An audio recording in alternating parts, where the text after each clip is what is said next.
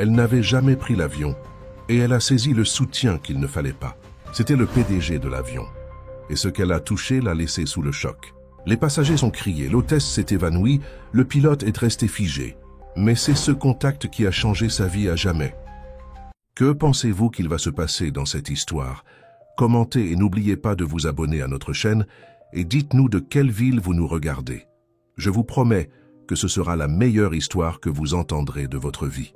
Si cette histoire vous a ému en tant qu'auditeur premium, il existe des romans encore plus profonds, intenses et secrets. Ce sont des histoires que seuls les membres les plus intimes connaissent. Cliquez sur « Devenir membre maintenant » et écoutez les meilleures histoires exclusives à un prix abordable. Le soleil se levait timidement entre les gratte-ciel de Paris lorsque Sophie Moreau s'éveilla au son strident de son réveil. Ses yeux noisettes fixèrent le plafond pendant quelques secondes tandis qu'elle organisait mentalement les tâches de la journée. À 32 ans, Sophie était considérée comme l'un des plus grands talents de Nexus Technologies, entreprise française qui révolutionnait le marché national avec ses solutions innovantes en intelligence artificielle. Diplômée en informatique de la Sorbonne, avec un master obtenu à l'étranger, elle était revenue en France déterminée à contribuer au développement technologique du pays. La Parisienne se leva d'un bond, enfila ses vêtements de course et sortit pour sa routine matinale dans les rues du quartier de Montmartre. Pendant qu'elle courait, elle visualisait des lignes de code et des solutions possibles aux problèmes qu'elle rencontrait dans le développement du nouveau projet de l'entreprise Artemis, un système avancé d'analyse de données qui promettait de transformer la façon dont les entreprises françaises prenaient leurs décisions stratégiques. Après sa douche, Sophie s'habilla avec soin. Pantalon noir, chemisier en soie bleu marine et chaussures confortables. Malgré son apparence tranquille, son estomac se nouait d'anxiété. Cet après-midi, il y aurait une réunion décisive avec le conseil d'administration de Nexus et elle saurait si elle dirigerait la présentation du projet Artemis à la France Tech, la plus grande conférence technologique d'Europe, qui se tiendrait le mois suivant à Nice. « Bonjour, génie de l'informatique !»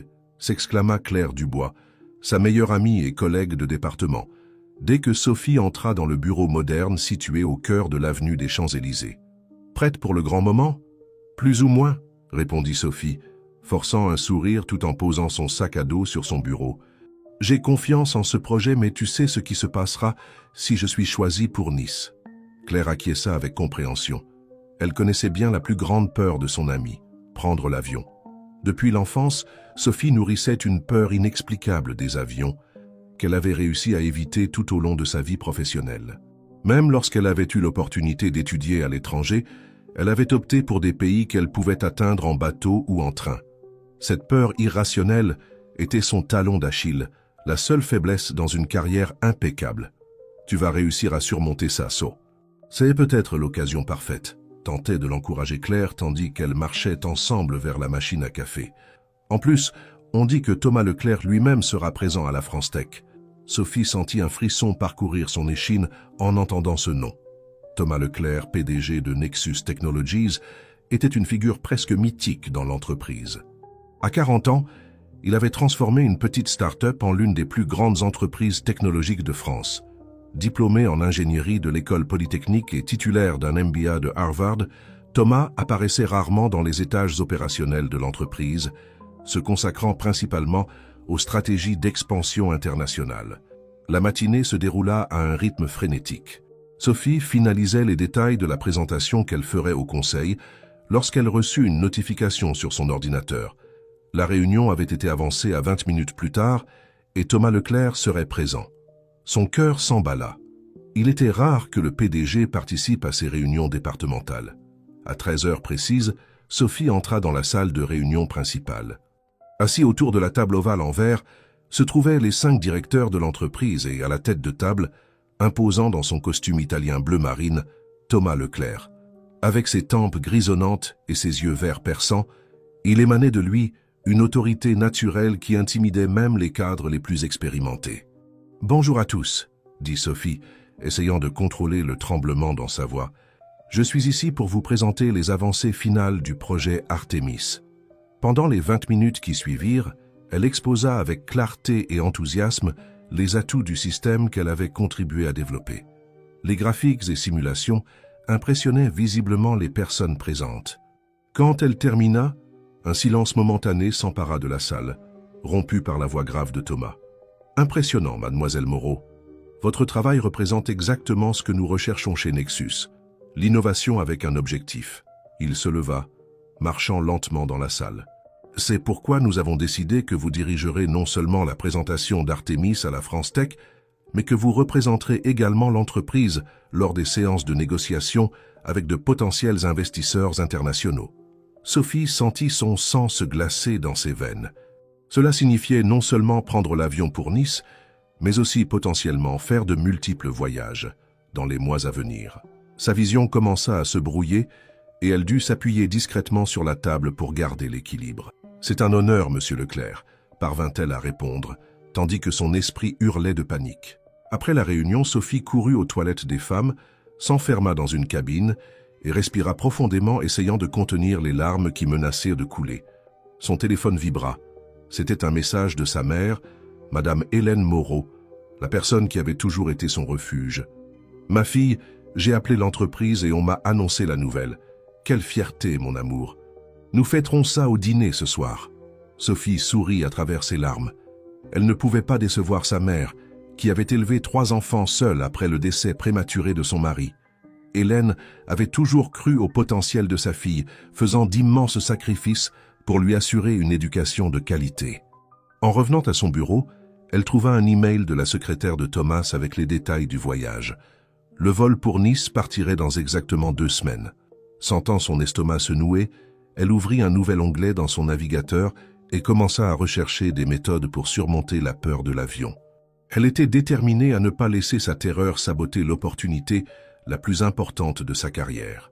Ce soir-là, alors qu'elle partageait la nouvelle avec sa mère dans son petit appartement du quartier de la Bastille, Sophie essayait de paraître enthousiaste.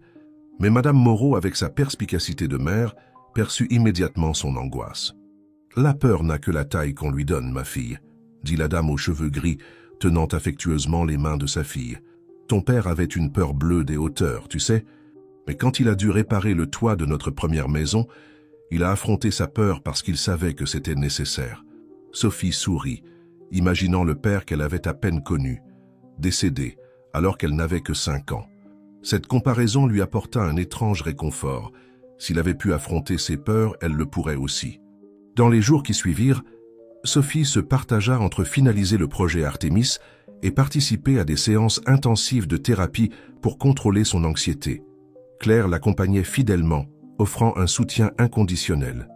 Son ami lui suggéra même de prendre des médicaments pour calmer ses nerfs pendant le vol, mais Sophie refusa. Elle voulait être parfaitement lucide pour la conférence. Une semaine avant le voyage, lors d'une réunion de coordination finale, Sophie découvrit que Thomas Leclerc voyagerait dans le même avion pour Nice. Cette nouvelle apporta un mélange contradictoire de réconfort et d'anxiété supplémentaire. D'un côté, peut-être que la présence du PDG la forcerait à garder son sang-froid. De l'autre, l'idée de montrer sa faiblesse devant lui était terrifiante. « Il ne mord pas, tu sais », plaisanta Richard Bernard, directeur marketing, en remarquant son malaise. « En fait, Thomas est beaucoup plus accessible qu'il n'y paraît. L'année dernière, quand j'ai eu ce problème de santé, il a été le premier à m'appeler pour m'offrir son aide. » Cette information surprit Sophie. L'image qu'elle avait de Thomas était celle d'un dirigeant brillant mais distant et froid. Quelqu'un qui privilégiait les résultats avant tout. Peut-être y avait-il plus chez cet homme que sa réputation d'entreprise ne le suggérait. L'aéroport Charles de Gaulle fourmillait d'activités ce jeudi matin. Sophie arriva avec 3 heures d'avance, conformément à la recommandation de son thérapeute qui lui avait suggéré de se familiariser avec l'environnement avant l'embarquement. Vêtue d'un tailleur gris et de baskets confortables, une concession rare à son image toujours impeccable, elle traînait sa valise à roulettes tout en consultant nerveusement le panneau d'embarquement. Vol 3217, Charles de Gaulle Nice, porte 17, murmura-t-elle pour elle-même comme un mantra, essayant de contrôler sa respiration comme elle l'avait appris lors des séances de thérapie. Son estomac se nouait d'anxiété et elle se sentit reconnaissante d'avoir suivi le conseil de Claire de ne pas prendre de petit déjeuner. Après l'enregistrement et les procédures de sécurité, Sophie trouva un coin tranquille dans la zone d'embarquement et ouvrit son ordinateur portable. Travailler avait toujours été son refuge quand l'anxiété frappait, et elle espérait que s'immerger dans le code d'Artémis pourrait la distraire jusqu'au moment fatidique. Cependant, pour la première fois de sa carrière, les algorithmes et lignes de programmation n'arrivaient pas à capter son attention. Son esprit s'obstinait à imaginer des scénarios catastrophiques impliquant des turbulences, des défaillances mécaniques et des chutes vertigineuses. « Concentre-toi, Sophie », se murmura-t-elle, fermant brièvement les yeux. Quand elle les rouvrit, elle vit un homme en costume s'approcher. Son cœur fit un bond quand elle reconnut Thomas Leclerc. « Mademoiselle Moreau, quelle agréable surprise », dit-il avec un sourire poli. « J'apprécie toujours de rencontrer des collègues qui partagent mon habitude d'arriver tôt. »« Monsieur Leclerc », répondit-elle, se levant brusquement et manquant de faire tomber son ordinateur. « Je révisais simplement quelques détails de la présentation. »« Perfectionniste », observa-t-il avec une légère approbation dans la voix. « Mais rappelez-vous que même les meilleurs algorithmes ont besoin d'une pause occasionnelle pour optimisation. » Il fit un geste vers le siège à côté d'elle. « Ça vous dérange si je m'assois ?» Le hall se remplit. Sophie acquiesça, essayant de paraître naturelle tout en fermant quelques onglets sur son ordinateur. Thomas s'assit avec l'élégance qui le caractérisait, posant sa mallette en cuir sur ses genoux. Pendant quelques minutes, un silence inconfortable plana entre eux, rompu seulement par les annonces d'embarquement. « C'est votre première présentation à la France Tech ?» demanda-t-il finalement. « Oui », répondit Sophie. « En fait, c'est ma première conférence de cette envergure. »« Vous vous en sortirez bien », affirma-t-il avec une conviction surprenante. « J'ai lu votre CV avant d'approuver votre nomination. Votre travail sur la reconnaissance de modèles est révolutionnaire. » Ce compliment inattendu prit Sophie au dépourvu.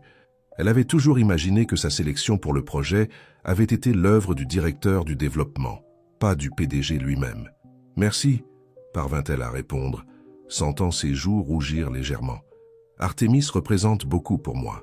Je crois que nous pouvons vraiment avoir un impact sur la façon dont les entreprises françaises utilisent leurs données. » Les yeux de Thomas brillèrent d'un intérêt sincère, et pour la première fois, Sophie entrevit le visionnaire derrière la figure intimidante. Ils discutèrent pendant près d'une demi-heure des possibilités technologiques et des défis du marché français. Une conversation qui coulait avec une naturalité surprenante jusqu'à ce qu'ils soient interrompus par l'annonce d'embarquement de leur vol. La réalité de ce qui était sur le point de se produire frappa Sophie comme un seau d'eau froide. Son visage pâlit visiblement, et ses mains commencèrent à trembler tandis qu'elle rangeait son ordinateur dans son sac. « Tout va bien ?» demanda Thomas, l'observant attentivement. « Oui, bien sûr », mentit-elle, forçant un sourire qui n'atteignait pas ses yeux, juste un peu anxieuse pour la présentation. En marchant vers la porte d'embarquement, Sophie sentait ses jambes lourdes comme du plomb. Chaque pas était un effort conscient, comme si elle marchait vers sa propre condamnation. En entrant dans l'avion, l'odeur caractéristique et l'espace confiné intensifièrent son malaise. L'hôtesse de l'air sourit en vérifiant son billet. 24A, côté couloir. Bon voyage, madame. Sophie avança dans l'étroit couloir, comptant mécaniquement les rangées.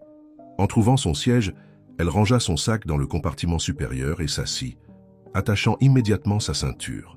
Elle ferma les yeux et commença à effectuer les exercices de respiration qu'elle avait pratiqués exhaustivement ces dernières semaines. Inspirez pendant 4 secondes, retenez pendant 7, expirez pendant 8, se répétait-elle mentalement.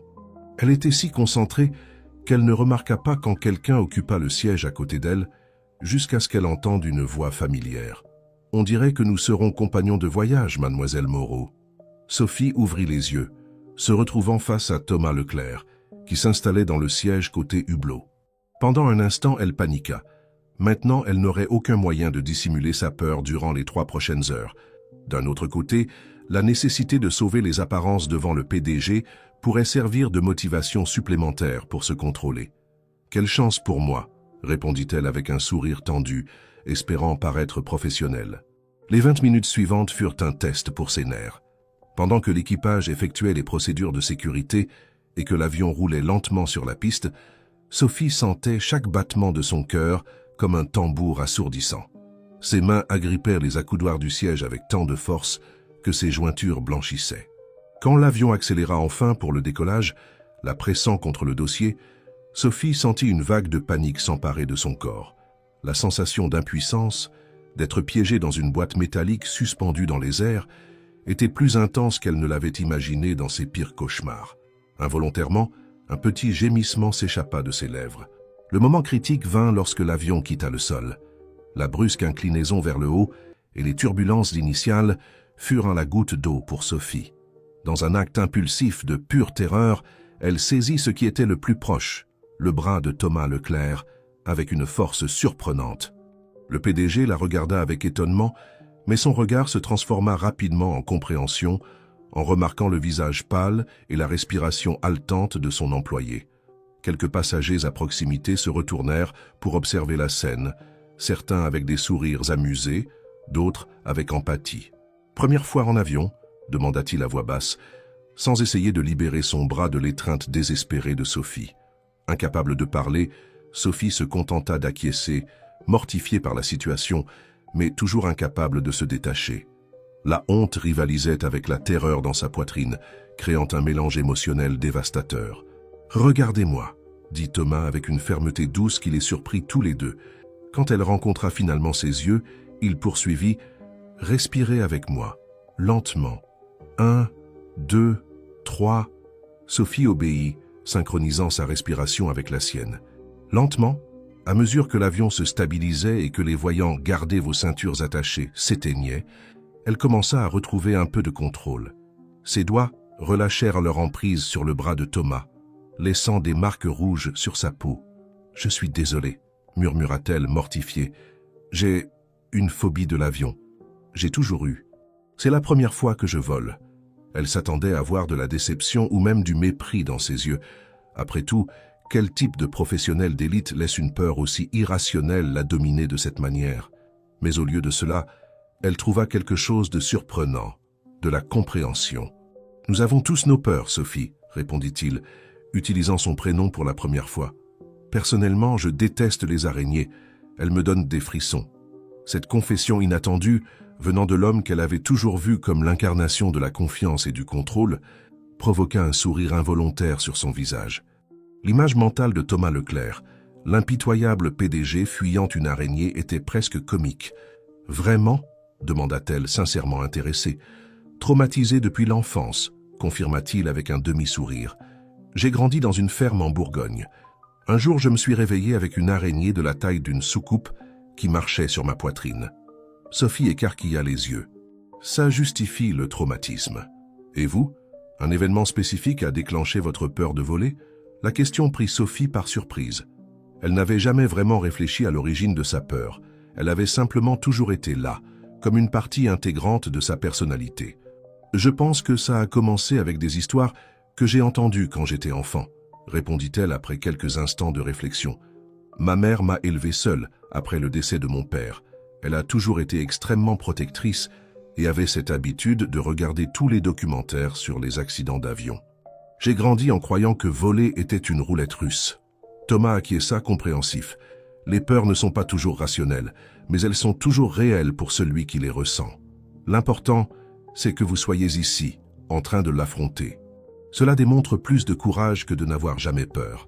Ces paroles, prononcées avec une sincérité évidente, touchèrent Sophie profondément. Pour la première fois depuis son embarquement, elle sentit qu'elle pourrait peut-être survivre à cette expérience. Au fur et à mesure que le vol progressait, la conversation entre eux coulait avec une étonnante naturalité, abordant aussi bien la technologie que la littérature française, une passion partagée qu'ils découvrirent par hasard. Quand l'hôtesse passa proposer des boissons, Thomas commanda 2 verres de vin. « Pour calmer les nerfs », expliqua-t-il, en offrant un à Sophie. « Et pour trinquer à votre première expérience aérienne. La première de nombreuses, j'espère, compte tenu des plans d'expansion internationale de Nexus. » Sophie accepta le verre avec un sourire sincère. La peur était toujours là, comme une présence constante en arrière-plan, mais elle était devenue gérable, presque comme un bruit blanc qui pouvait être ignoré avec un certain effort. « Au courage !» porta un toast Thomas, levant son verre. « Et aux araignées qui nous hantent !» compléta-t-elle avec une touche d'humour qu'elle ne se connaissait même pas. Quand l'avion commença finalement sa descente vers l'aéroport de Nice, Sophie fut surprise de constater que les 2 heures et demie de vol étaient passées presque inaperçues.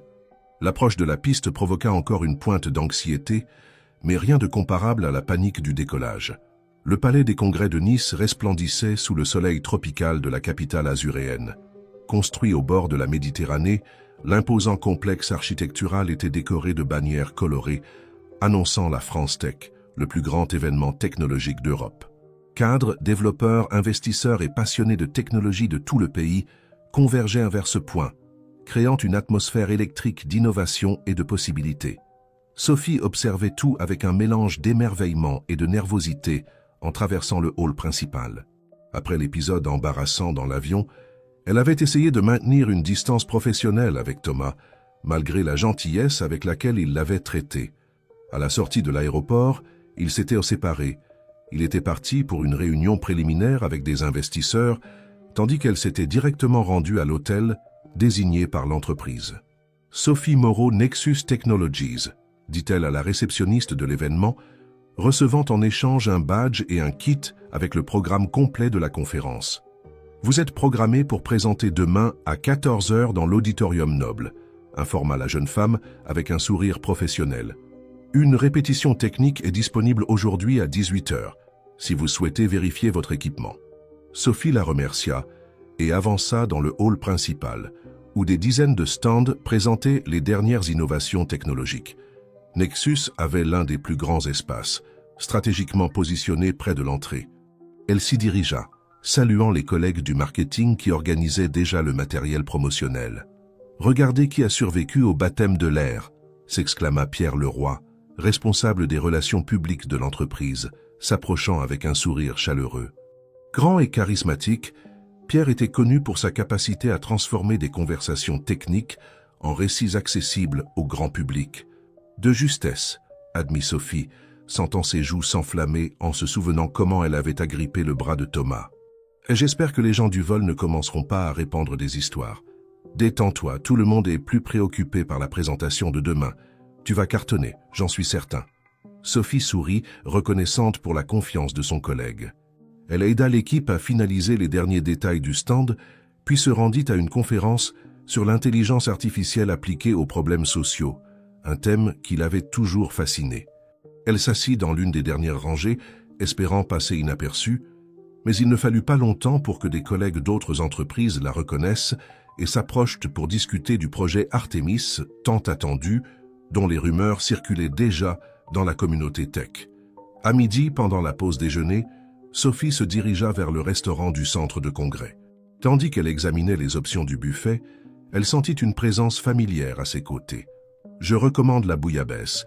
C'est la spécialité du chef, » dit Thomas Leclerc, apparaissant inopinément à ses côtés. « Monsieur Leclerc, » répondit-elle, essayant de garder son sang-froid malgré le sursaut. « Je me demandais justement quoi choisir. S'il vous plaît, après avoir partagé nos phobies les plus profondes, je pense que nous pouvons nous passer des formalités quand nous sommes en dehors des réunions officielles, » commenta-t-il avec un léger sourire. Thomas suffira. Il y avait quelque chose de différent chez lui en dehors de l'environnement de l'entreprise. Son costume impeccable et sa posture élégante restèrent les mêmes, mais ses yeux semblaient plus accessibles, presque chaleureux. Ils se servirent et, à la surprise de Sophie, Thomas l'invita à s'asseoir à sa table, où se trouvaient déjà 2 cadres d'une entreprise partenaire. « Voici Sophie Moreau, l'esprit brillant derrière Artemis », la présenta Thomas avec une fierté évidente. « Demain, vous comprendrez pourquoi je considère ce projet comme l'avenir de Nexus. » Le déjeuner se déroula en une discussion animée sur les tendances technologiques et les défis spécifiques du marché français.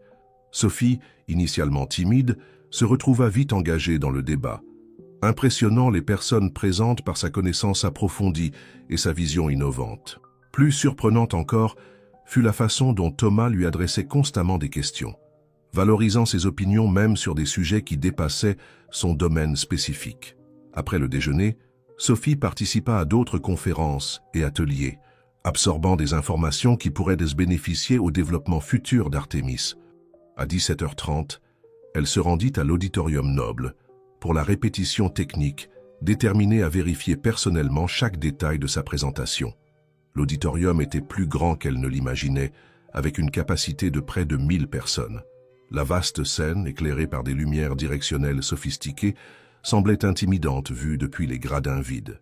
Sophie respira profondément et monta les marches latérales, se présentant à l'équipe technique. « Bonjour, je suis Sophie Moreau de Nexus. J'ai rendez-vous pour la répétition de 18 h.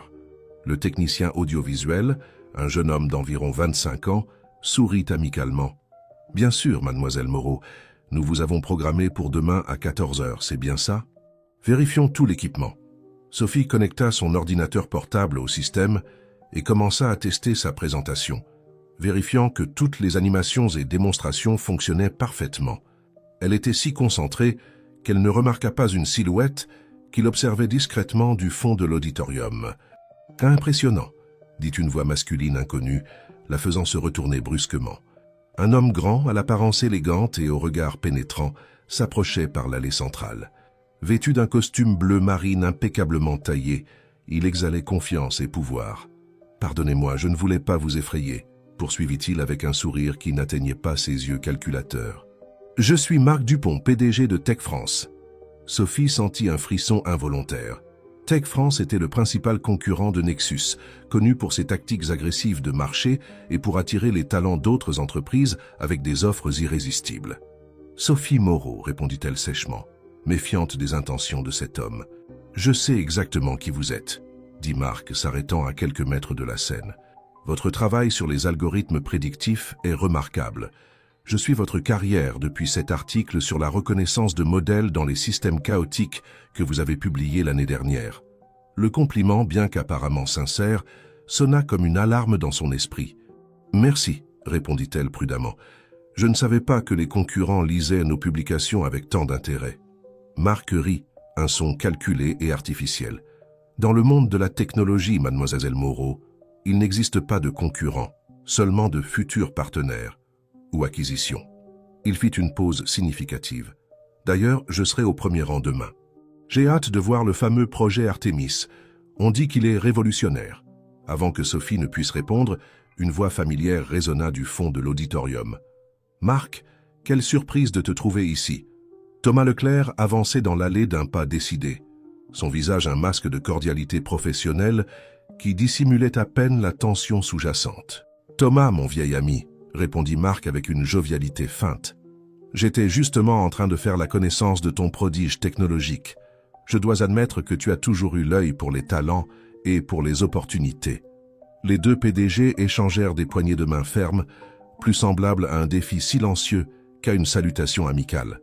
Sophie pouvait sentir l'histoire non racontée entre eux, une rivalité qui transcendait clairement le cadre professionnel. « Sophie est bien plus qu'un talent, » répondit Thomas avec une fierté sincère. « Elle représente l'avenir de l'innovation technologique française. » Marc sourit énigmatiquement. « Nous verrons cela demain, n'est-ce pas ?» Se tournant vers Sophie, il ajouta « Ce fut un plaisir, mademoiselle Moreau. Je suis certain que nous nous reverrons bientôt. » Sur ces mots, Marc Dupont prit congé et quitta l'auditorium, laissant un lourd silence derrière lui. « Ne vous laissez pas intimider par lui, » dit Thomas dès qu'ils furent seuls. « Marc a l'habitude d'essayer de déstabiliser les présentateurs avant les grands lancements. Vous semblez avoir une histoire, » observa Sophie, curieuse. Thomas hésita un moment, comme s'il décidait de ce qu'il allait révéler. « Nous avons étudié ensemble à Polytechnique. Nous étions des amis proches, même associés au début de nos carrières. » Son regard s'éloigna, perdu dans les souvenirs. « Disons simplement que nous avons des visions fondamentalement différentes de l'éthique des affaires. » Sophie acquiesça, sentant qu'il y avait beaucoup plus dans cette histoire que Thomas n'était disposé à partager à ce moment-là. Elle reprit les préparatifs de sa présentation, maintenant avec une détermination renouvelée. La rencontre avec Marc Dupont avait ajouté une couche supplémentaire de pression. Ce n'était pas seulement la réputation de Nexus qui était en jeu, mais aussi une bataille personnelle entre deux titans du marché technologique français. Après avoir terminé la répétition, Sophie retourna à l'hôtel, épuisée physiquement et émotionnellement. En entrant dans sa chambre, elle trouva un arrangement de fleurs méditerranéennes sur la table, accompagné d'une élégante carte avec la calligraphie de Thomas. « Pour vous rappeler que certaines des plus belles choses naissent d'environnements difficiles. J'ai confiance en vous. TL. » Ce geste inattendu amena un sourire à ses lèvres et une sensation réconfortante dans sa poitrine. Elle prit son téléphone et, après une brève hésitation, envoya un message simple. « Merci pour les fleurs et pour la confiance. Je ne vous décevrai pas. » La réponse vint presque immédiatement. « Je n'en ai jamais douté. Dîner à 20 h au restaurant de l'hôtel pour discuter des derniers détails ?» Sophie accepta l'invitation et, après une douche revitalisante, descendit le rejoindre. Le restaurant de l'hôtel, spécialisé dans la cuisine méditerranéenne contemporaine, offrait une vue panoramique sur la vieille ville de Nice illuminée, créant une atmosphère à la fois sophistiquée et accueillante. Thomas l'attendait déjà à une table discrète dans un coin de la salle. Vêtu d'une chemise blanche en lin sans cravate, il semblait plus jeune et plus accessible. Il se leva poliment quand elle s'approcha.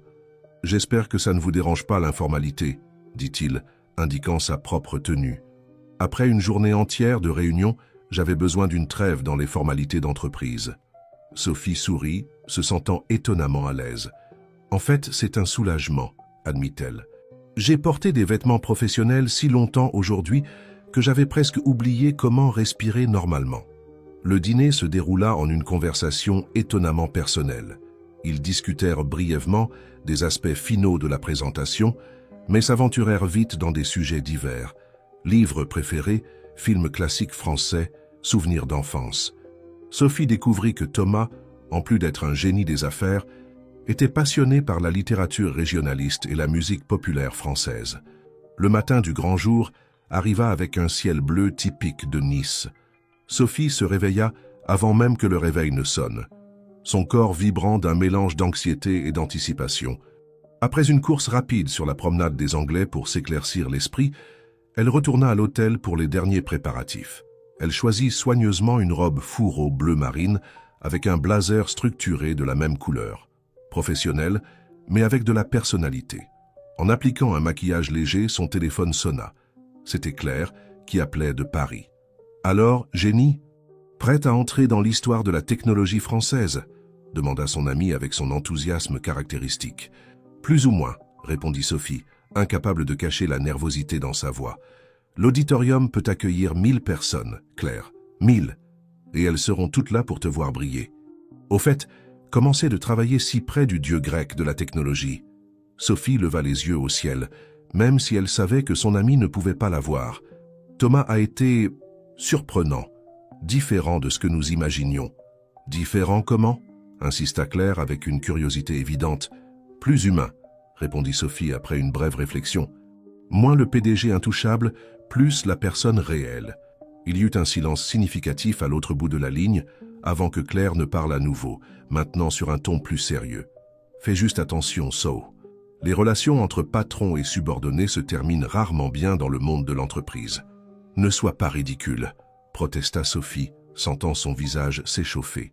« C'est strictement professionnel. » Après avoir raccroché, les paroles de Claire résonnèrent dans son esprit alors qu'elle descendait pour le petit déjeuner. Elle avait effectivement remarqué une alchimie indéniable entre elle et Thomas pendant le dîner de la veille, mais elle l'attribuait à l'adrénaline de l'événement et à l'environnement extérieur au bureau. De plus, les relations sur le lieu de travail lui avaient toujours semblé des complications inutiles dans sa trajectoire professionnelle. Au restaurant de l'hôtel, elle vit Thomas assis seul à une table, concentré sur sa tablette tout en prenant son café. Il leva les yeux en la sentant approcher et son visage s'illumina d'un sourire. « Bonjour. Vous avez bien dormi ?» demanda-t-il, indiquant la chaise en face de lui. « Étonnamment, oui, » répondit Sophie, s'asseyant. « Je crois que je suis étrangement calme. »« C'est ce qui arrive quand on est parfaitement préparé », observa Thomas, lui servant une tasse de café. « Au fait, j'ai reçu un message intéressant ce matin. » Il fit glisser sa tablette vers elle. Sur l'écran, une nouvelle du principal portail technologique du pays annonçait « Tech France prépare un lancement surprise à la France Tech. Des sources indiquent une technologie révolutionnaire qui pourrait redéfinir le marché. » Marc joue ses jeux habituels, commenta Thomas avec un calme qui semblait forcé. Il essaie toujours d'éclipser nos annonces avec des rumeurs stratégiques. Sophie sentit un nœud dans son estomac. Vous pensez qu'il a des informations sur Artemis? Impossible. Notre équipe de sécurité est impeccable et seul un cercle très restreint connaît les détails complets. Thomas fit une pause, l'étudiant attentivement. Ne vous laissez pas intimider. Artemis est véritablement révolutionnaire, pas simplement une manœuvre marketing comme ce que Marc pourrait planifier. Après le petit déjeuner, ils se rendirent ensemble au centre des congrès. La matinée se déroula en une série de réunions préparatoires avec l'équipe marketing et relations publiques de Nexus. À 13h, Sophie se retira dans une loge désignée pour les conférenciers, où elle fit les derniers ajustements à sa présentation et passa par une rapide séance de maquillage professionnel pour les caméras qui retransmettraient l'événement. À 13h45, un assistant frappa à la porte. « Mademoiselle Moreau, 15 minutes avant votre présentation. » Sophie respira profondément, se regardant une dernière fois dans le miroir. Elle se souvint du conseil que sa mère répétait toujours « La peur et le courage occupent le même espace en nous. La différence réside simplement dans celui que nous décidons d'alimenter. » En sortant de la loge, elle trouva Thomas qui l'attendait dans le couloir. Il portait un costume sombre impeccable, mais ce qui attira l'attention de Sophie fut la discrète broche de Nexus sur son revers, la même qu'elle portait. « Un petit geste d'unité », expliqua-t-il, remarquant son regard. « Nous sommes ensemble dans cette aventure. » Ces simples mots apaisèrent en son cœur plus que n'importe quel discours élaboré n'aurait pu le faire. Ils marchèrent côte à côte jusqu'aux coulisses de l'auditorium noble, où ils pouvaient entendre le bourdonnement de la foule qui s'installait pour la présentation la plus attendue de l'événement. Pierre Leroy, le responsable des relations publiques, les aborda avec un sourire tendu. Auditorium plein. Nous avons des journalistes de tous les grands médias, des investisseurs internationaux et, bien sûr, Marc Dupont au premier rang, exactement comme il l'avait promis. « Parfait », répondit Thomas avec un sourire confiant. Se tournant vers Sophie, il ajouta à voix basse « Rappelez-vous, vous connaissez Artémis mieux que quiconque dans cette salle. Partagez simplement votre passion pour le projet et tout coulera naturellement. » À 14 heures précises, les lumières de l'auditorium diminuèrent et le logo de Nexus Technologies fut projeté sur des écrans géants. Une voix grave annonça « Mesdames et messieurs, c'est avec grand plaisir que nous présentons le PDG de Nexus Technologies, Thomas Leclerc. » Des applaudissements enthousiastes résonnèrent dans l'espace, tandis que Thomas montait sur scène avec sa présence magnétique caractéristique. Sa présentation initiale fut brève et puissante, contextualisant les défis de l'intelligence artificielle dans le paysage français et préparant le terrain pour l'annonce principale. Et c'est pourquoi j'ai la fierté de présenter non seulement une technologie révolutionnaire, mais aussi l'esprit brillant qui la sous-tend. Mesdames et messieurs, accueillez Sophie Moreau, responsable du projet Artémis. Sophie monta sur scène sous des applaudissements polis, sentant le poids de 1000 regards sur elle. Les lumières brillantes l'aveuglaient presque, mais elle parvint à distinguer Marc Dupont au premier rang, l'observant avec un intérêt calculateur. Les premières minutes se déroulèrent parfaitement. Sa voix, initialement tremblante, gagna en assurance à mesure qu'elle approfondissait la présentation d'Artémis, le système d'intelligence artificielle qui promettait de démocratiser les analyses prédictives avancées pour les entreprises de toute taille, avec un accent particulier sur les besoins spécifiques du marché européen.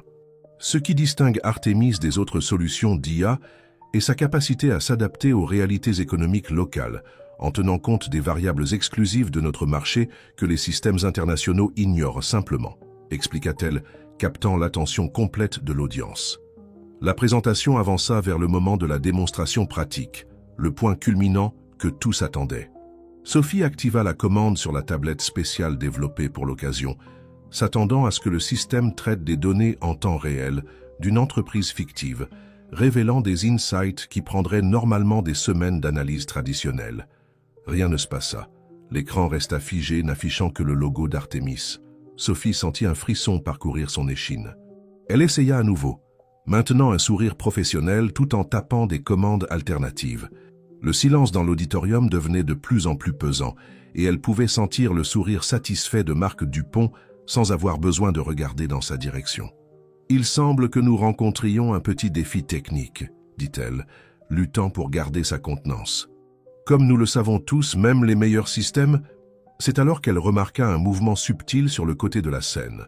Thomas marchait résolument dans sa direction avec une tablette identique dans les mains.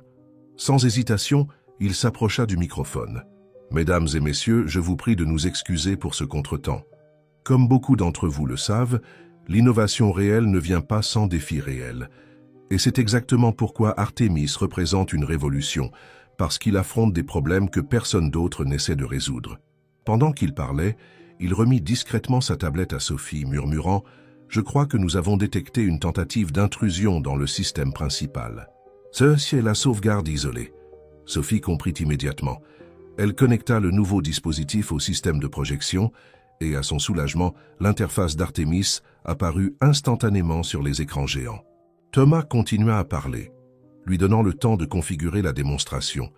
Ce que vous êtes sur le point de voir n'est pas seulement une démonstration technologique, mais le résultat de la vision extraordinaire de Sophie Moreau, une informaticienne qui a refusé des offres internationales pour développer une technologie authentiquement française, pour des besoins français. Lorsque Thomas termina son improvisation, la démonstration était prête. Sophie reprit la présentation avec une confiance renouvelée. Artemis fonctionna parfaitement, traitant des données complexes en quelques secondes et révélant des insights surprenants qui arrachèrent des exclamations admiratives à l'audience. À la fin de la démonstration, l'auditorium éclata en applaudissements enthousiastes. Même Marc Dupont semblait sincèrement impressionné, bien que son regard calculateur demeurât. La session de questions-réponses qui suivit fut intense, avec des journalistes et des investisseurs explorant les possibilités infinies de la nouvelle technologie. Lorsque la présentation se termina enfin, Sophie se sentait simultanément épuisée et électrisée. Dans les coulisses, l'équipe de Nexus l'accueillit avec des accolades et des félicitations effusives.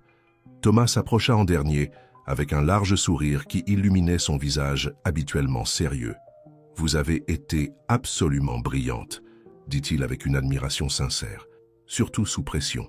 « Merci pour le sauvetage », répondit-elle, traitant encore ce qui venait de se passer. « Vous pensez vraiment que c'était une tentative de sabotage ?» Thomas acquiesça gravement. « Notre équipe de sécurité enquête. Le timing était trop spécifique pour être une coïncidence. » Avant qu'ils ne puissent poursuivre la conversation, ils furent interrompus par l'approche de Marc Dupont, qui avait réussi à accéder aux coulisses.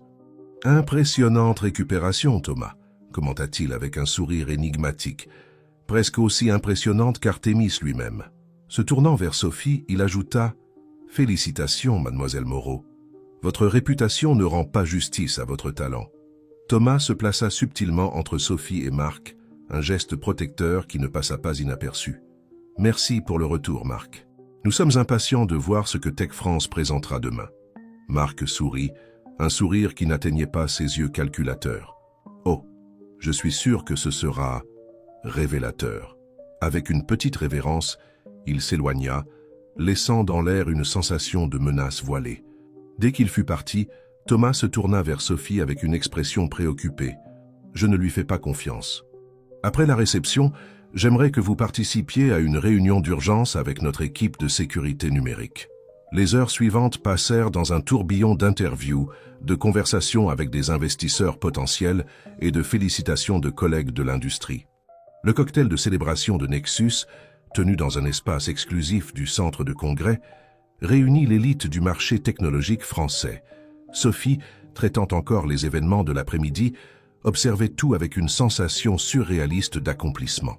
La réunion d'urgence eut lieu dans une salle réservée de l'hôtel, loin des regards curieux et des écoutes possibles. Outre Sophie et Thomas, étaient présents Nicolas Martin, chef de la sécurité numérique de Nexus, et Audrey Laurent, directrice juridique de l'entreprise. L'ambiance était tendue, Nicolas présentant des graphiques et des journaux d'activité sur son ordinateur portable. « Il n'y a aucun doute, c'était une attaque coordonnée », expliqua le spécialiste, un homme d'environ 40 ans à l'expression toujours vigilante. L'intrus a tenté d'accéder spécifiquement au module de démonstration, laissant le reste du système intact pour éviter les alertes préliminaires. « Avons-nous pu tracer l'origine » demanda Thomas, son visage un masque de sérieux. « Partiellement.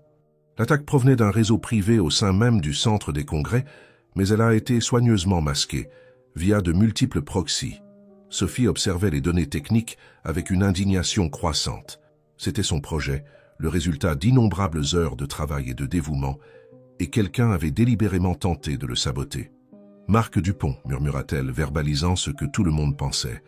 Audrey, l'avocate, intervint avec une prudence professionnelle. « Nous devons être prudents avec des accusations sans preuves concrètes.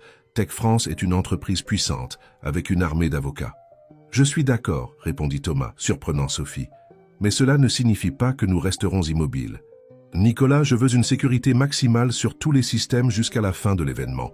Audrey préparait un rapport détaillé de l'incident pour d'éventuelles actions futures. Se tournant vers Sophie, son ton s'adoucit.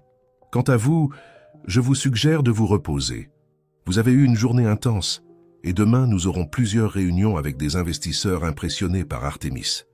Quelque chose dans la façon dont Thomas parlait, un mélange d'admiration professionnelle et de préoccupation personnelle, éveilla des sensations conflictuelles chez Sophie.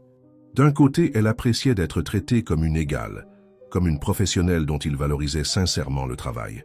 De l'autre, il y avait une intimité croissante entre eux qui dépassait la relation PDG-employé, quelque chose qui la rendait simultanément inquiète et curieusement pleine d'espoir. Après la réunion, quand tout le monde était déjà parti, Sophie resta dans la salle à organiser ses notes. Thomas resta aussi, apparemment révisant des emails sur son smartphone. Le silence entre eux était confortable, jusqu'à ce qu'ils parlent finalement. « Je ne peux m'empêcher de penser que Marc Dupont a un intérêt spécifique en vous, pas seulement en Artémis. » Sophie leva les yeux, surprise. « Comment ça ? Je connais Marc depuis longtemps. Il aurait facilement pu diriger ses attaques vers les serveurs principaux de Nexus, mais il a choisi spécifiquement votre présentation. » Thomas fit une pause significative. C'est devenu personnel pour lui maintenant. « Mais pourquoi ? Je le connais à peine. » Thomas hésita comme s'il réfléchissait à ce qu'il devait révéler. Finalement, avec un soupir résigné, il continua. « Il y a une histoire entre nous que peu de gens connaissent. Marc et moi n'étions pas seulement des camarades d'école, nous étions presque frères. » Sophie mit de côté ses papiers, complètement absorbée par cette révélation inattendue. « Notre première entreprise a été fondée dans une chambre d'étudiants à Nice, croyez-le ou non, poursuivit-il avec un sourire mélancolique. Nous étions inséparables, partageant le rêve de transformer le paysage technologique français. « Que s'est-il passé ?» demanda Sophie doucement. « Marie-Claire est arrivée. » Les yeux de Thomas devinrent distants, perdus dans les souvenirs. « Elle était brillante, une développeuse d'un talent exceptionnel, très semblable à vous. Elle travaillait avec nous sur le développement de notre premier produit vraiment innovant. » Sophie sentit une inexplicable contraction dans sa poitrine en entendant parler de cette femme du passé de Thomas. « Nous sommes tombés amoureux, » continua-t-il. « C'était intense et inattendu. Marc était aussi amoureux d'elle, bien qu'il ne l'ait jamais ouvertement admis. Quand Marie-Claire a choisi de rester avec moi, quelque chose s'est brisé entre nous. Et qu'est-il arrivé à elle ? À Marie-Claire ? Demanda Sophie, essayant de maintenir un ton décontracté malgré une curiosité intense. Le visage de Thomas s'assombrit. Elle a reçu une offre irrésistible de la Silicon Valley. Nous avons essayé de maintenir une relation à distance, mais finalement, nous avons suivi des chemins différents. Marc ne m'a jamais pardonné, d'abord pour la lui avoir volée, puis pour l'avoir perdue. Et l'entreprise ? Elle a implosé. Marc est parti en emportant une partie de la propriété intellectuelle que nous avions développée ensemble. Il l'a utilisée comme base pour fonder Tech France. J'ai recommencé à zéro avec Nexus. Sophie absorbait l'histoire avec fascination. Cette révélation ajoutait de nouvelles couches à la dynamique qu'elle avait observée entre les deux hommes. Ce n'était pas seulement une rivalité d'entreprise, mais une blessure profonde et personnelle qui perdurait depuis des années. « Je comprends maintenant pourquoi il semblait si intense en me rencontrant, » réfléchit Sophie. « Vous lui rappelez probablement elle, » acquiesça Thomas avec un sourire triste. Marie-Claire avait aussi cette lueur dans les yeux quand elle parlait de technologie, la même passion que j'ai vue en vous pendant votre présentation aujourd'hui. Un silence chargé de sens s'installa entre eux. Sophie se sentait étrangement connectée à une femme qu'elle n'avait jamais rencontrée, mais qui avait occupé une place importante dans la vie de l'homme qui, elle devait l'admettre, commençait à signifier plus pour elle qu'il ne le devrait. « Il vaut mieux aller nous reposer », dit finalement Thomas, brisant le charme du moment. « Demain sera une autre journée pleine de défis. » En arrivant au couloir des ascenseurs, une tension presque palpable planait entre eux. Quand les portes s'ouvrirent, Sophie hésita brièvement avant d'entrer.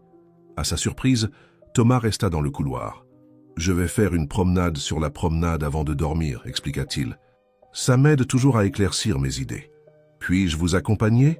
demanda Sophie impulsivement, se surprenant elle-même. « J'ai aussi la tête trop pleine pour dormir. » Le sourire qui illumina le visage habituellement sérieux de Thomas fut une réponse suffisante.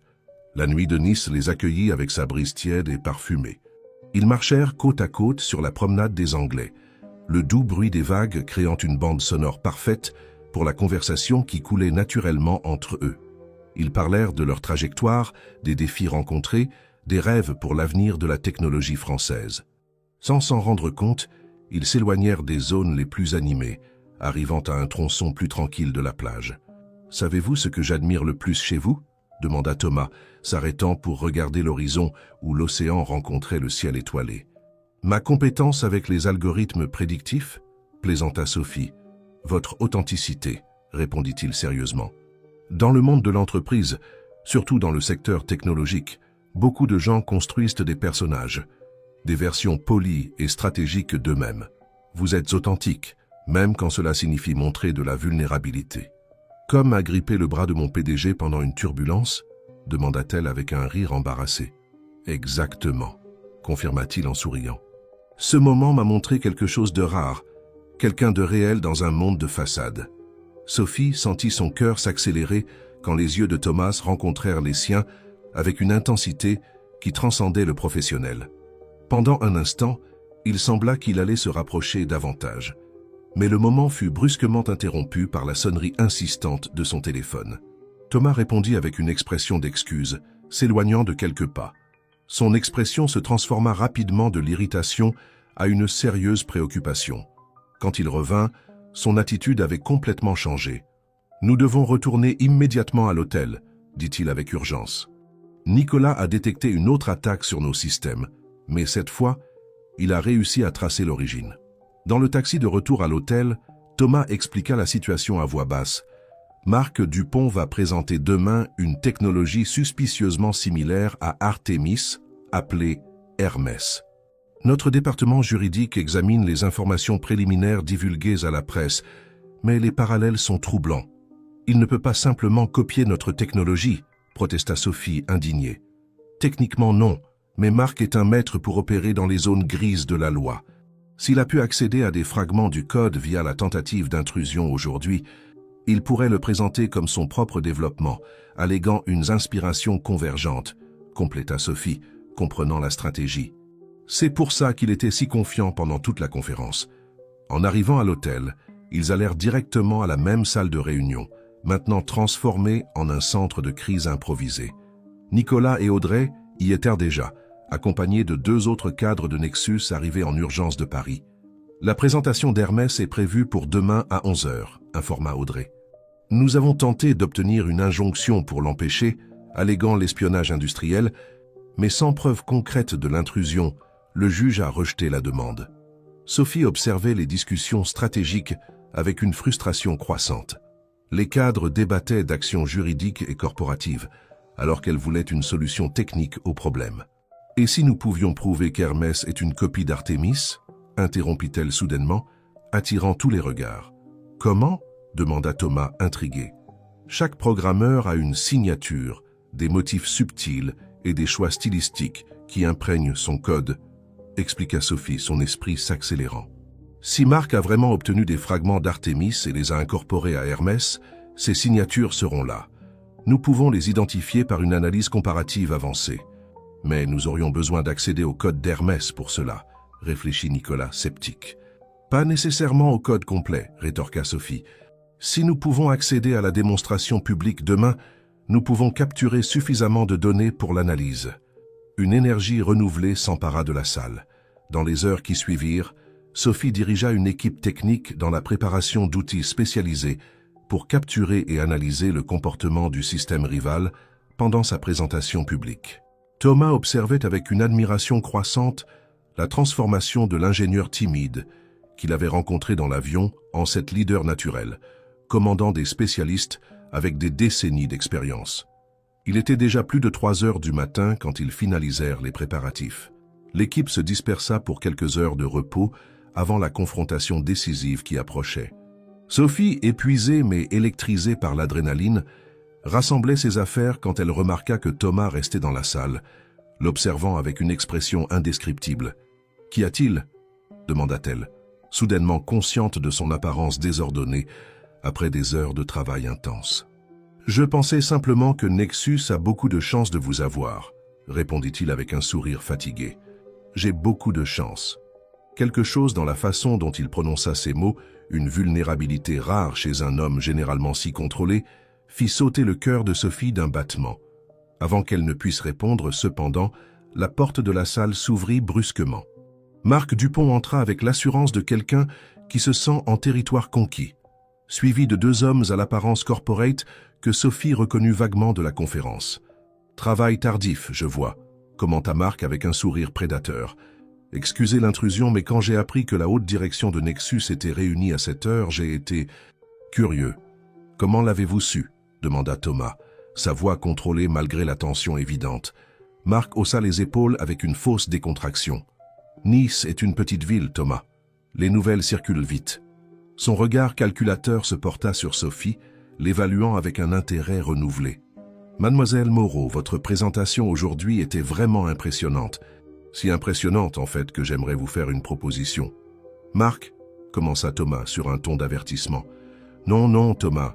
Laissez la demoiselle parler pour elle-même. » Se tournant à nouveau vers Sophie, il continua. « Tech France a besoin d'esprits innovants comme le vôtre.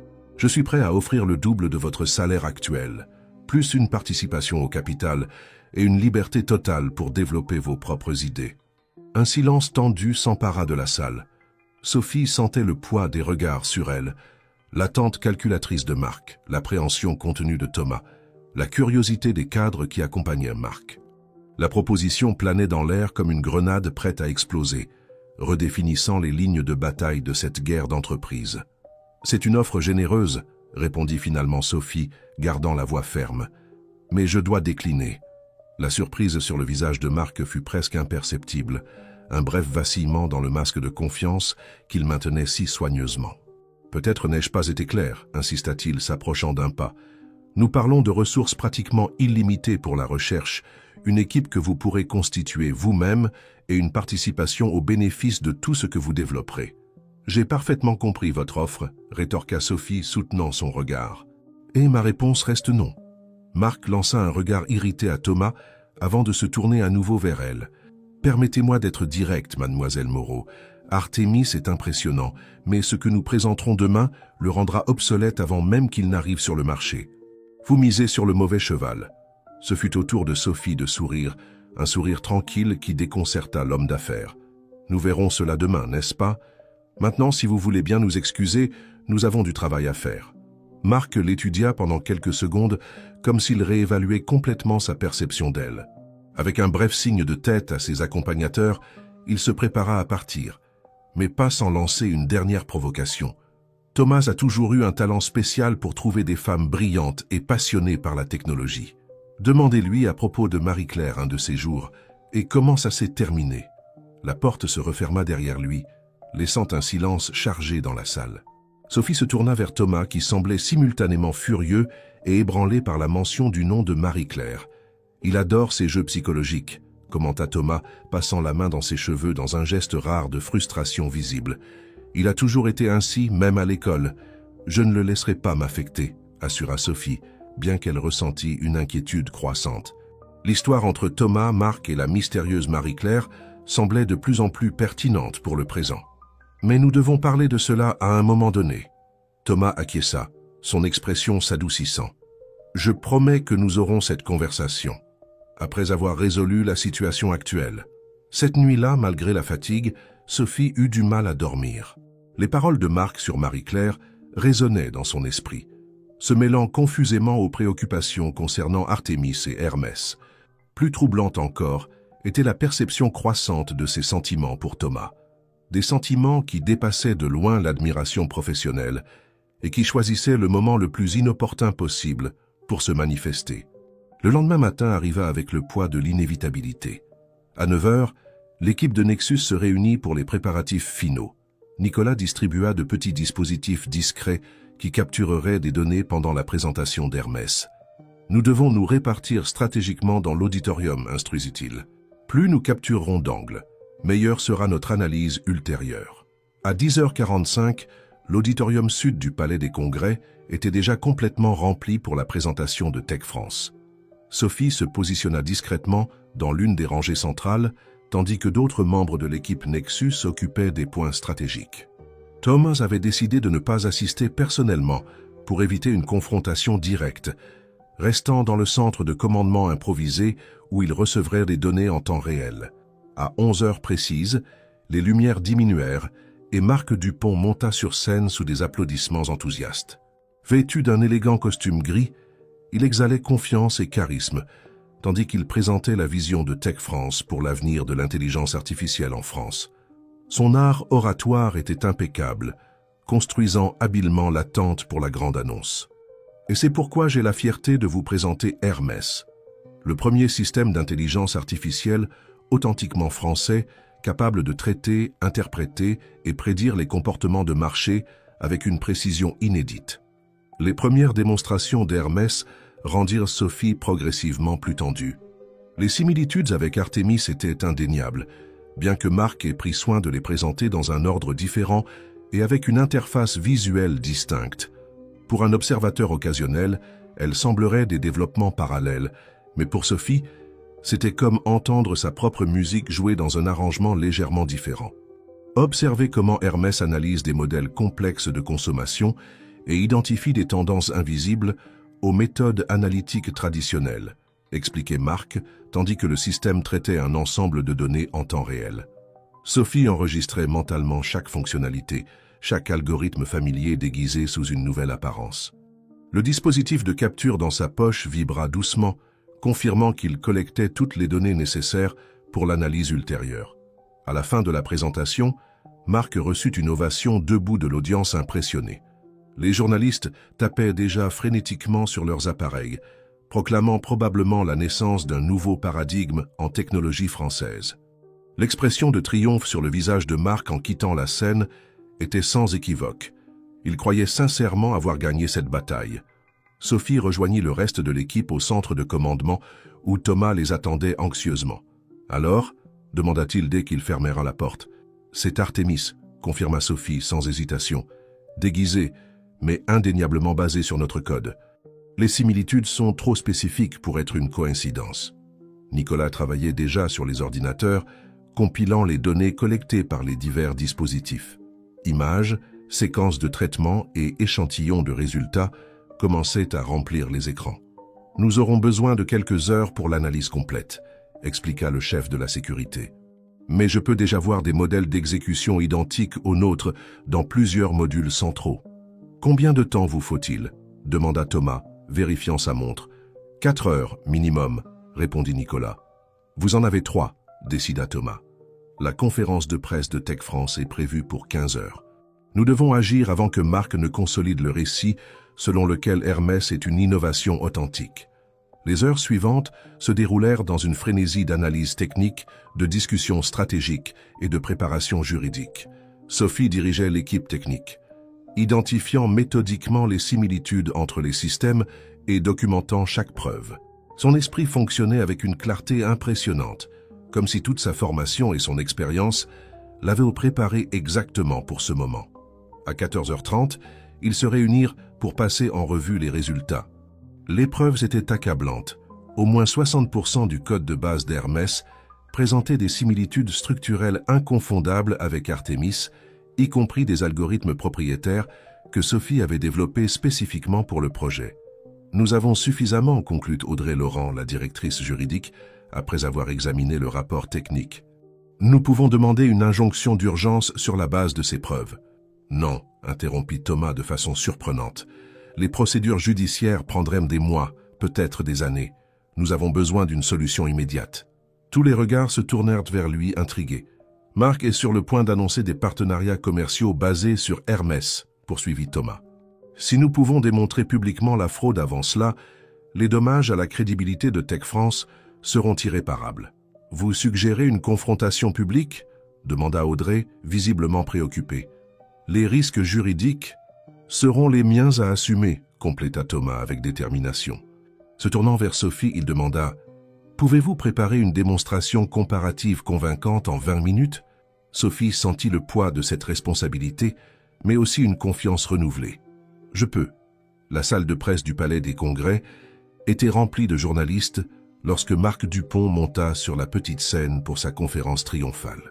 Des caméras de télévision positionnées stratégiquement captureraient le moment où Tech France annoncerait formellement son plus récent produit révolutionnaire et les partenariats commerciaux déjà négociés avec des géants du marché. « Bonjour à tous », commença Marc avec son sourire caractéristique. « Nous sommes ici pour… » Son discours fut interrompu par l'ouverture des portes du fond. Thomas Leclerc entra accompagné de Sophie et de toute l'équipe de direction de Nexus, provoquant un bourdonnement immédiat parmi les journalistes présents. « Marc », appela Thomas d'une voix ferme, « je pense que nous devons discuter avant que vous ne continuiez. » Le visage de Marc se durcit visiblement, mais son sourire professionnel resta intact. « Thomas, quelle agréable surprise. Vous êtes venu honorer notre annonce ? Je suis venu empêcher que vous ne commettiez une erreur qui pourrait coûter plus que votre réputation, » répondit Thomas, s'approchant de la scène. Les journalistes, sentant la tension dramatique, enregistraient déjà chaque mot et geste.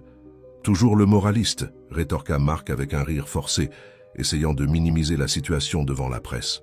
« Messieurs les journalistes, je vous prie de m'excuser pour cette interruption. Comme vous pouvez le voir, le succès suscite parfois des réactions inattendues de la concurrence. »« Il ne s'agit pas de concurrence, Marc, » intervint Sophie, avançant avec une tablette dans les mains.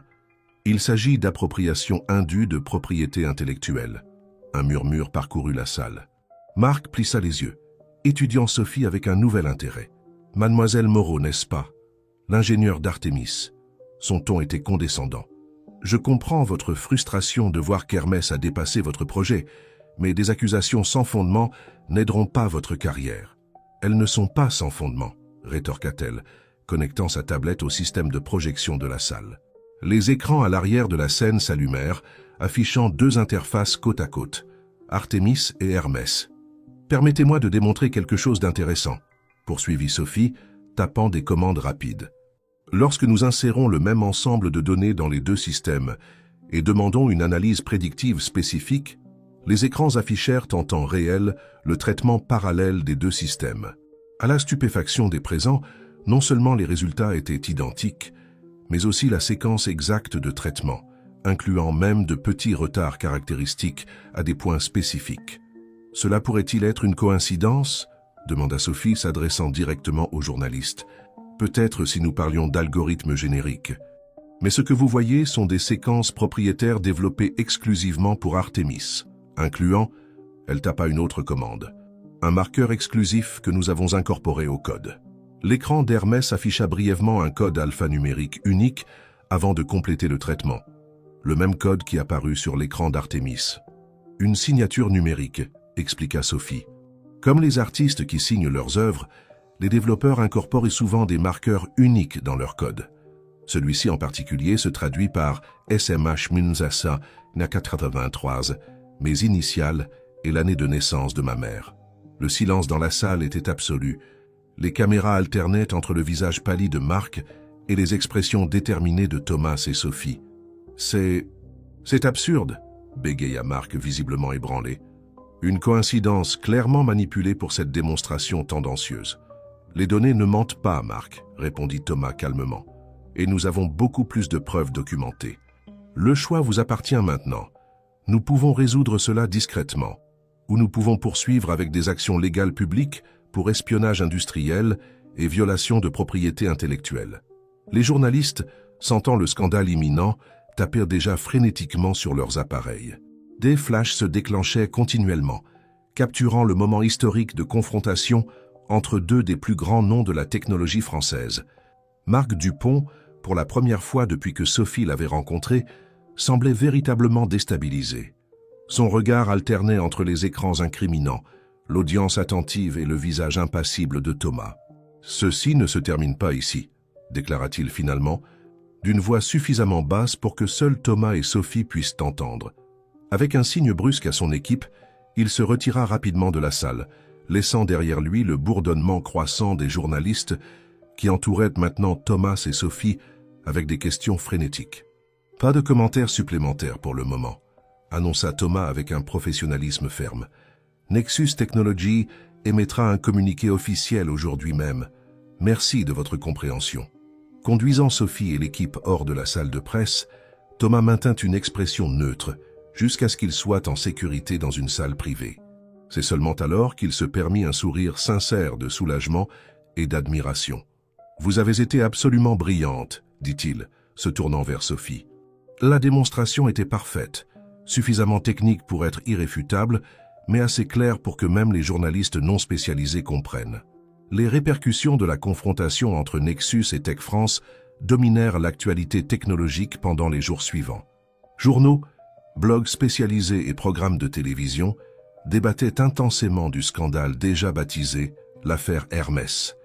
L'image publique de Marc Dupont se détériorait rapidement, tandis que Nexus émergeait comme un symbole d'innovation légitime et d'intégrité entrepreneuriale. Le dernier jour de la France Tech, Sophie se réveilla tôt et trouva des dizaines de notifications sur son téléphone. Messages de collègues, invitations à des interviews et même des propositions de conférences dans des universités. Son nom était devenu presque aussi commenté que le scandale lui-même, et des publications spécialisées la décrivaient comme la nouvelle étoile de la technologie française. Célébrité instantanée, murmura-t-elle pour elle-même en se préparant pour le petit déjeuner. La sensation était à la fois gratifiante et inconfortable. Toute sa vie professionnelle avait été consacrée au travail technique, loin des projecteurs, et maintenant elle se retrouvait soudainement propulsée au centre de l'attention. Au restaurant de l'hôtel, plusieurs participants à la conférence la reconnurent, certains s'approchant pour la féliciter, d'autres l'observant discrètement de leur table. Sophie essayait de garder sa contenance, répondant poliment, mais se sentant de plus en plus déplacée face à cette attention inattendue. « La célébrité ne vous convient pas, à ce que je vois », commenta une voix familière derrière elle. Thomas s'approcha avec une tasse de café à la main, vêtu de vêtements décontractés, jean foncé et polo, une vision rare du PDG habituellement formel. « Définitivement pas », convint-elle avec un sourire soulagé de voir un visage ami. « Comment fait-on pour vivre ainsi ?»« On s'y habitue », répondit-il, s'asseyant en face d'elle, bien que je préfère encore l'anonymat de la salle de programmation. Cette confession surprit Sophie. « Vous programmez encore ?»« Aux petites heures du matin, quand l'insomnie frappe », admit Thomas avec un sourire presque timide. « C'est ma forme de méditation. Rien de très sophistiqué, juste de petits projets personnels pour garder l'esprit affûté. » Cette facette de Thomas, le programmeur nostalgique derrière l'exécutif implacable, créait une nouvelle couche de connexion entre eux. Ce n'était pas seulement le PDG admirant le travail d'une employée talentueuse, mais un collègue de profession qui comprenait véritablement ce qui motivait Sophie. En parlant de programmation, poursuivit-il, son ton devenant plus professionnel, le conseil d'administration s'est réuni virtuellement hier soir pour discuter de l'avenir d'Artemis et de votre avenir dans l'entreprise. Sophie sentit un froid dans l'estomac. Malgré le succès à la conférence, la proximité personnelle qu'elle avait développée avec Thomas pourrait être vue comme problématique au sein de la structure d'entreprise. « Je comprends », répondit-elle prudemment. « Et quelle a été la décision ? Nous voulons créer une nouvelle division exclusivement axée sur l'intelligence artificielle appliquée, indépendante des structures actuelles de l'entreprise. » Les yeux de Thomas brillaient d'un enthousiasme sincère. « Et nous aimerions que vous la dirigiez, avec une autonomie totale sur l'équipe, les ressources et l'orientation stratégique. » Sophie cligna des yeux, abasourdie par la proposition inattendue. « Moi, diriger une division entière ? Mais je n'ai jamais occupé de poste de gestion. Je suis ingénieur de développement. » « Exactement pour cette raison, » interrompit Thomas. « Nous en avons assez des cadres qui comprennent la gestion, mais ne comprennent pas vraiment la technologie. Vous avez démontré non seulement un brillant technique, mais un leadership naturel pendant toute cette crise. » L'offre était tentante, représentant exactement le type d'opportunité dont beaucoup de techniciens rêvaient, pouvoir développer une technologie innovante sans les limitations imposées par des gestionnaires éloignés de la réalité technique. Pourtant, quelque chose dérangeait Sophie. « Et qu'en est-il de la situation entre nous ?» demanda-t-elle directement, baissant la voix. « Ce serait inapproprié, étant donné que vous seriez encore mon supérieur hiérarchique. » Thomas hésita, son regard devenant simultanément plus intense et plus vulnérable. « C'est une conversation que nous devons avoir, » convint-il. « Mais pas ici. » Après le petit déjeuner, ils marchèrent ensemble jusqu'à la plage. La matinée du dimanche apportait une tranquillité rare au littoral niçois, avec seulement quelques coureurs matinaux et des familles commençant à arriver pour profiter de la journée ensoleillée. Ils trouvèrent un tronçon relativement isolé et s'assirent sur un banc face à l'océan. « J'ai l'impression que nous revivons une histoire », commença Thomas, après quelques instants de silence contemplatif. « Marie-Claire était aussi une ingénieure brillante que j'ai connue dans un contexte professionnel.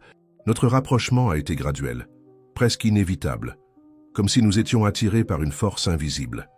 Sophie sentit une constriction dans sa poitrine en entendant à nouveau ce nom, mais resta silencieuse, permettant à Thomas de continuer. Quand Marc a mentionné qu'elle était partie pour la Silicon Valley, il n'a pas raconté toute l'histoire. Thomas fixa l'horizon, comme s'il cherchait la force de continuer.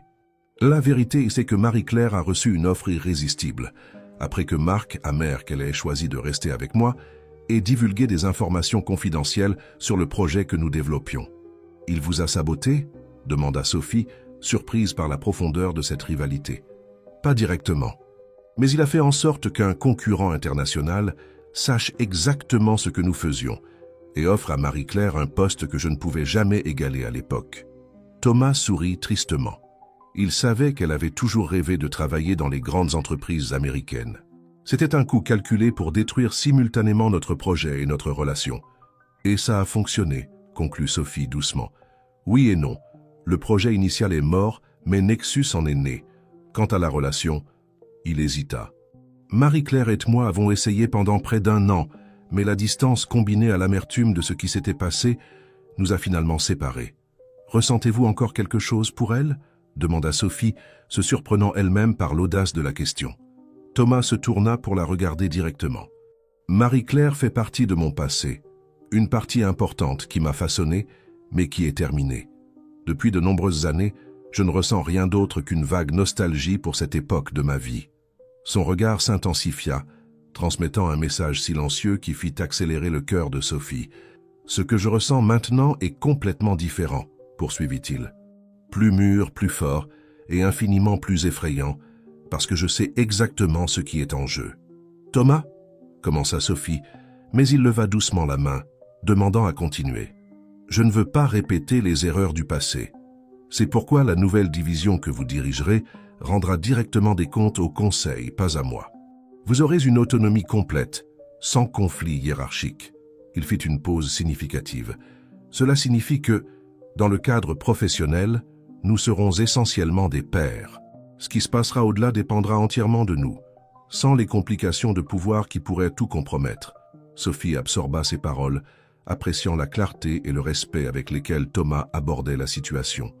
Il n'y avait pas de pression implicite, ni d'abus de pouvoir, juste un homme exposant honnêtement ses sentiments tout en protégeant simultanément l'autonomie professionnelle de Sophie. « Je ne sais pas quoi dire, » admit-elle finalement. « Vous n'avez rien à dire maintenant, » répondit-il avec un sourire compréhensif. « Nous avons le temps. D'abord établissez votre nouvelle position, construisez votre équipe, définissez votre vision pour la division. Le reste arrivera naturellement, s'il doit arriver. » Cette réponse, patiente, respectueuse, sans attentes immédiates, confirma à Sophie ce qu'elle commençait déjà à ressentir. Thomas Leclerc était fondamentalement différent de tout homme qu'elle avait connu auparavant. « Merci », dit-elle simplement, sa voix chargée d'émotions contenues. Ils retournèrent à l'hôtel dans un silence confortable, chacun absorbé dans ses propres pensées. Le vol de retour vers Paris était prévu pour cet après-midi, et la réalité de la vie d'entreprise les attendait. À l'aéroport, en attendant l'embarquement, Sophie réalisa qu'elle ne ressentait pas l'anxiété habituelle face à la perspective de voler. Au contraire, il y avait une étrange excitation à l'idée de retourner à Paris et de commencer cette nouvelle phase de sa vie. « On dirait que vous avez surmonté votre peur », observa Thomas, remarquant sa tranquillité. « Je crois que lorsqu'on affronte nos plus grandes peurs, les plus petites perdent leur pouvoir sur nous, » répondit-elle avec un sourire. Confronter Marc Dupont publiquement était infiniment plus terrifiant que n'importe quelle turbulence. Pendant le vol, ils discutèrent d'idées préliminaires pour la nouvelle division. Sophie envisageait déjà une structure qui combinerait recherche pure et application pratique, se concentrant initialement sur des solutions pour les problèmes sociaux français avant de s'étendre à des marchés commerciaux plus larges. Thomas écoutait attentivement, offrant occasionnellement des insights précieux, mais renforçant toujours que les décisions finales lui appartiendraient. 3 mois passèrent rapidement. La nouvelle division de Nexus, officiellement baptisée Laboratoires Artemis, occupait maintenant un étage entier dans l'immeuble de l'entreprise à Paris. Sophie avait constitué une équipe impressionnante, recrutant des talents non seulement d'autres entreprises françaises, mais aussi des Français qui travaillaient à l'étranger et souhaitaient contribuer au développement technologique de leur pays natal. Le projet Artemis avait considérablement évolué, intégrant de nouvelles fonctionnalités et étendant ses applications à des domaines comme la santé publique, l'éducation et l'agriculture durable. Les premiers partenariats avec des institutions gouvernementales étaient déjà en cours, avec des résultats préliminaires extrêmement prometteurs. Quant à Tech France, les dommages causés par le scandale avaient été sévères, mais pas fatals. Marc Dupont s'était temporairement écarté du poste de PDG, remplacé par un cadre expérimenté engagé pour reconstruire la crédibilité de l'entreprise. Des rumeurs sur le marché suggéraient que Tech France cherchait maintenant une voie complètement différente, se concentrant sur des solutions matérielles et laissant le secteur de l'intelligence artificielle à des concurrents comme Nexus. Par un vendredi après-midi ensoleillé, Sophie finalisait une visioconférence avec des partenaires internationaux potentiels lorsqu'elle reçut un message de Thomas. « Terrasse, 10 minutes ?» Elle sourit, sentant cette accélération désormais familière dans son cœur. Ces derniers mois, ils avaient développé une routine de rencontres informelles sur la terrasse de l'immeuble, un espace neutre où ils pouvaient discuter librement, loin des regards curieux des collègues. Le jardin-terrasse au dernier étage de l'immeuble offrait une vue panoramique sur Paris.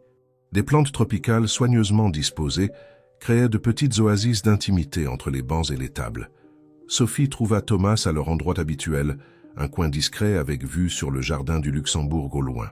« J'ai entendu dire que le ministère de la Santé a approuvé le projet pilote d'Artemis pour l'analyse épidémiologique », commenta-t-il en guise de salutation, un sourire fier illuminant son visage habituellement sérieux. « Les nouvelles vont vite », répondit-elle, s'asseyant à ses côtés. « L'approbation est arrivée il y a moins d'1 heure. J'ai mes informateurs, plaisanta Thomas, avant d'adopter une expression plus sérieuse. En fait, j'ai quelque chose d'important à discuter avec vous. » Sophie ressentit un moment d'appréhension. Malgré l'évidente alchimie entre eux, ils avaient maintenu une relation principalement professionnelle ces derniers mois, permettant à Sophie d'établir son autorité dans son nouveau poste sans complications supplémentaires. « J'ai reçu une proposition pour participer à un programme d'incubation technologique à Singapour, » poursuivit Thomas. 3 mois à accompagner des startups innovantes d'Asie avec un potentiel de partenariat stratégique pour Nexus. « Cela semble être une opportunité incroyable, » répondit Sophie, sentant une inexplicable constriction dans sa poitrine. « C'est vrai, » convint-il. « Mais cela implique de rester 3 mois hors du pays, et avant d'accepter, je devais m'assurer... » Il hésita, comme s'il cherchait les mots justes. « Je devais m'assurer que je ne laisse pas quelque chose de plus important derrière moi. » La signification de ces mots plana entre eux, chargés de possibilités non verbalisées. Ces derniers mois, ils avaient reconstruit une relation de profond respect et d'admiration mutuelle, partageant idées, rêves et occasionnellement des moments de proximité qui suggérèrent la possibilité de quelque chose de plus. « 3 mois, ce n'est pas si long, » observa Sophie doucement. « Pas quand on est sûr de ce qui nous attend au retour, » répondit Thomas, son regard s'intensifiant. Ce fut à ce moment que Sophie réalisa à quel point ses sentiments pour Thomas s'étaient développés. Ce n'était pas seulement de l'attraction ou de l'admiration, mais quelque chose de fondamentalement plus solide, une reconnaissance de complémentarité, de valeurs partagées, de respect authentique qui transcendait le cadre professionnel. « Vous aurez quelque chose qui vous attendra », assura-t-elle, soutenant son regard. Thomas sourit, un rare sourire de bonheur complet qui transformait entièrement son visage. Lentement, comme s'il lui donnait tout le temps du monde pour reculer si elle le souhaitait, il approcha sa main de la sienne sur le banc. Quand leurs doigts s'entrelacèrent, Sophie ressentit une certitude qu'elle n'avait jamais éprouvée auparavant, la sensation que, malgré tous les défis qu'ils devraient encore affronter, ils avaient trouvé quelque chose de vrai, l'un dans l'autre. « Savez-vous ce qui est le plus ironique ?» commenta-t-elle après quelques instants de silence confortable. « Si je n'avais pas eu si peur de l'avion, nous ne nous serions probablement jamais rapprochés de cette façon. L'univers a un sens de l'humour intéressant, » convint Thomas. « Parfois, nos plus grandes peurs nous mènent exactement là où nous devons être. » Dans les mois qui suivirent, les laboratoires Artemis se consolidèrent comme une force révolutionnaire dans le paysage technologique français. Le système Artemis, maintenant dans sa 3e génération, recevait une reconnaissance internationale pour son approche innovante et son accent sur des solutions localement pertinentes. Sophie était devenue une figure respectée tant dans le milieu des affaires qu'académique, fréquemment invitée à des conférences et des séminaires. Quand Thomas revint de Singapour, Il rapporta non seulement des opportunités de partenariat stratégique pour Nexus, mais aussi une clarté renouvelée sur ce qu'il désirait pour son avenir personnel. Par une nuit étoilée, sur le même tronçon de plage à Nice, où ils avaient marché pendant la France Tech, il demanda Sophie en mariage. Leur relation, construite sur des fondations de respect mutuel et d'admiration sincère, s'épanouissait parallèlement à leur carrière. Ensemble, ils redéfinissaient non seulement l'avenir de la technologie française, mais aussi la façon dont les relations professionnelles et personnelles pouvaient coexister harmonieusement lorsqu'elles étaient basées sur des valeurs partagées et des limites claires. Et quant à la peur de voler, Sophie ressentait encore un léger inconfort durant les turbulences, mais elle affrontait désormais chaque vol comme une métaphore de la vie.